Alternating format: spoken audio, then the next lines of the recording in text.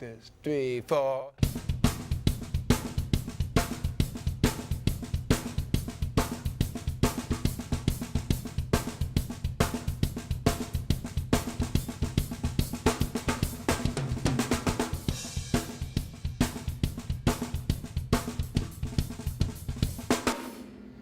I'm gonna play along with Flea, and I'll show you how it fits in with the bass part, and it grooves along with that. So we're gonna do that. Flea, let's bust it out.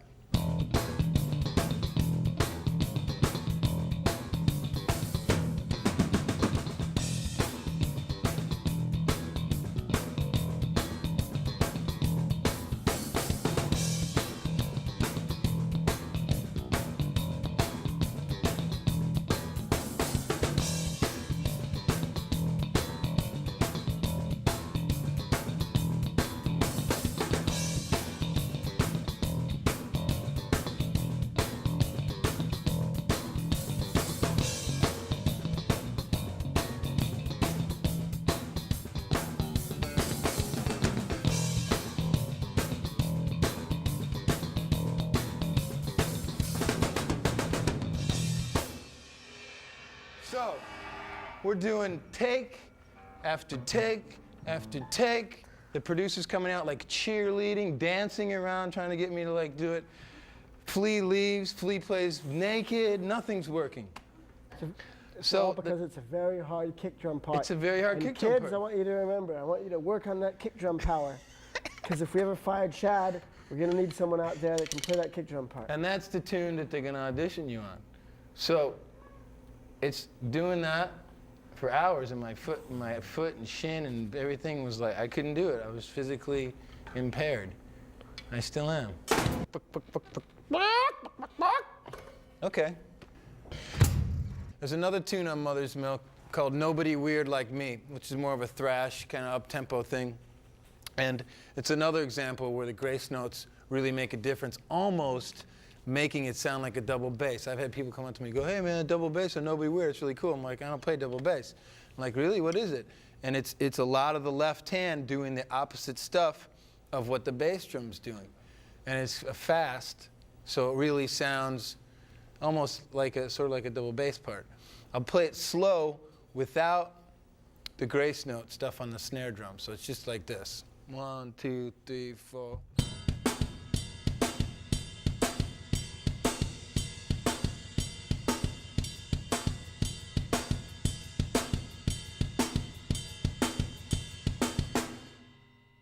Okay, pretty lame, right?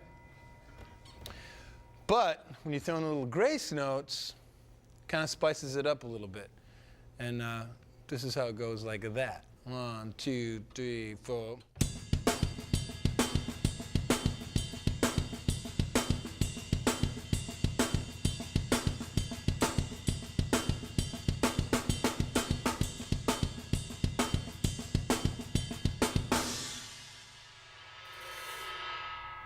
And then when you put it together with Flea's bass track, with all the popping and stuff that's going on, it melds nicely with what he's doing. So it's really important to, like, your left hand. A lot of people right-handed, or if you're left-handed, your right hand's your weak hand. You know, it's really good to work on it, and mine always needs more work, but it's a really important part of getting around the drums and making things sound really even.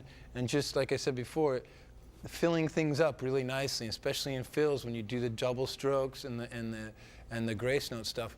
It's just a good way to make it sound fuller, and it's really funky with the beats. So check it out. Here it is with Nobody Weird with Flea.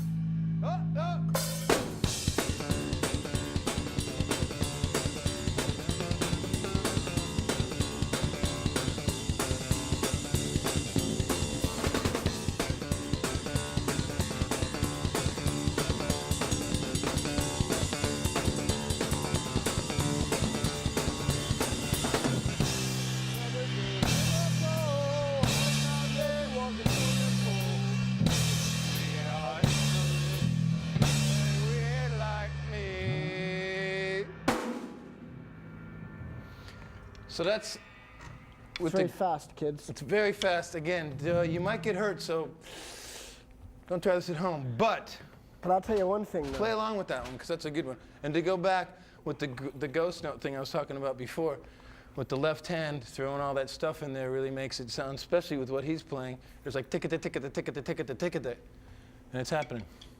But I'll tell you one thing, though. I wish you would. That those kids out there should always remember. What should they remember? There's nothing worse for any musician that if you go to play with a drummer and all they can do is play fast and flashy and loud and they can't play slow. Good point, Flea. Isn't that terrible? Someone who Yes. just can't kick back and lay it down in the pocket. Something like this.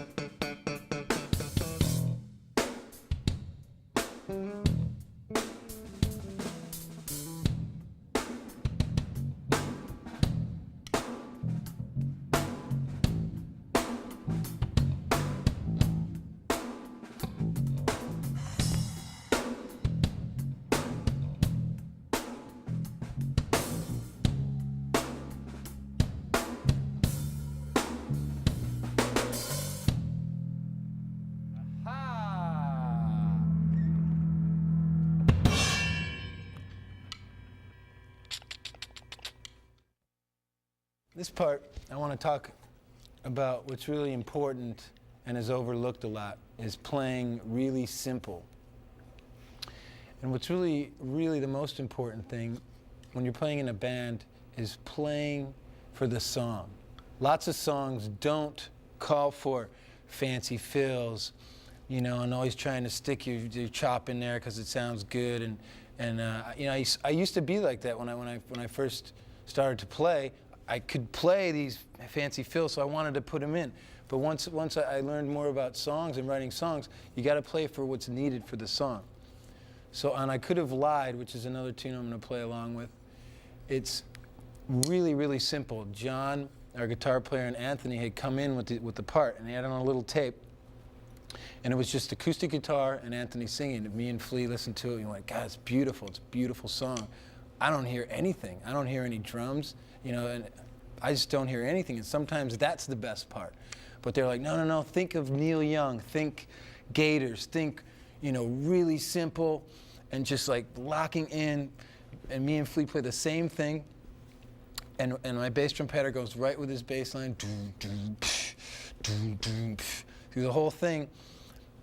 And the beauty of it is that it's really simple, and when it gets, by the end of the song, it's just really like a mesmerizing groove. It gets very hypnotic. It's like you don't like hear the drum part. It's just you feel it, and it really makes the song work.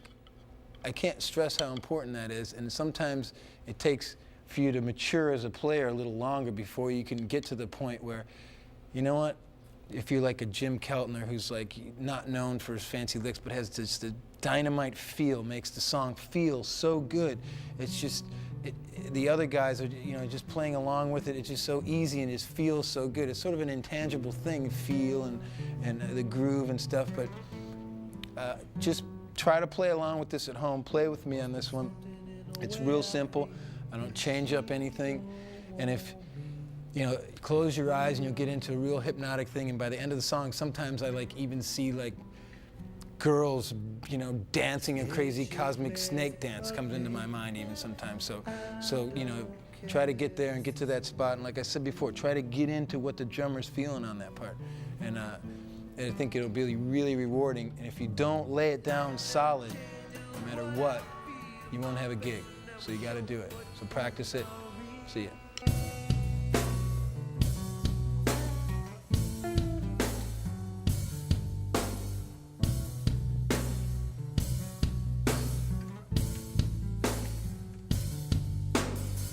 to never seem to have the need to speak. A love that